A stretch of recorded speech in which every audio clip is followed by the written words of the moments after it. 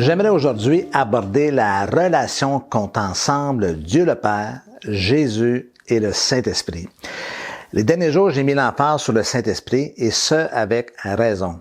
Néanmoins, il ne faut pas perdre de vue que tous les membres de la Trinité participent au plan de salut de l'humanité. Revenons au travail du Saint-Esprit. Son travail est unique en soi. Il est unique en ce qu'il consiste à appliquer les bénéfices de l'œuvre de rédemption de Jésus dans la vie du chrétien. Il est l'exécutant efficace, vivant de ce que Christ a acquis pour nous à la croix.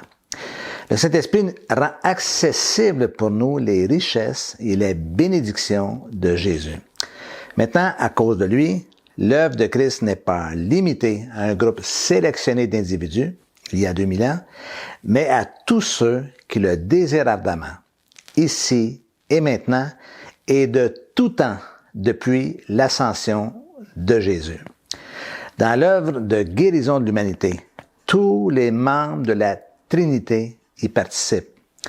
Dieu, dans son amour pour l'humanité et avant la fondation du monde, a préparé le plan originel. Le Fils l'a mis à exécution par sa venue sur terre il y a 2000 ans. Le Saint-Esprit l'applique dans la vie du croyant dans le temps présent. Sans le plan de Dieu, le Fils ne pouvait rien exécuter et sans l'œuvre de Christ, le Saint-Esprit ne pouvait rien appliquer dans notre vie.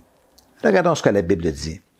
Quand le Consolateur sera venu, l'Esprit de vérité, il vous conduira dans toute la vérité, car il ne parlera pas de lui-même, mais il dira tout ce qu'il aura entendu. Il vous annoncera des choses à venir.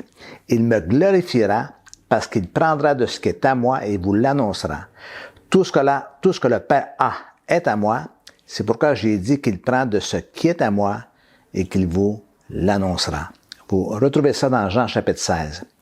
Bien entendu, l'œuvre de Christ sur la croix nous assure la réconciliation avec Dieu, mais ne réussit pas à nous transformer, à nous libérer, à nous guérir. En envoyant le Saint-Esprit sur terre, Dieu s'assurait qu'un travail précis s'opérerait profondément en l'homme. Le Saint-Esprit travaille en profondeur et en douceur. Paul insiste sur le fait que le Saint-Esprit agit librement. C'est Dieu en liberté, capable d'agir sans restriction. Jésus, lors de sa venue, était limité dans le temps et dans l'espace par sa condition physique. Mais maintenant, Dieu, par son Esprit, agit simultanément par toute la terre, en tout temps.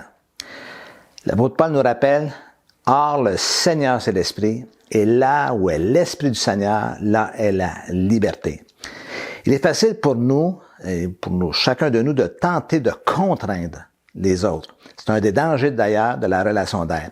Le Saint-Esprit ne contraint pas, mais cherche et attend patiemment la coopération de la personne. Malheureusement, le travail du Saint-Esprit peut être circonscrit par les limites imposées par l'Église.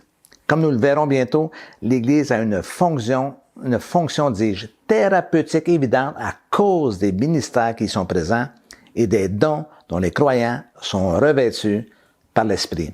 Cependant, l'Église locale qui ne croit pas et ne reconnaît pas sa mission de guérison et de restauration restreint ainsi l'action du Saint-Esprit et condamne malheureusement les croyants à rester prisonniers de leurs souffrances et de leurs problèmes.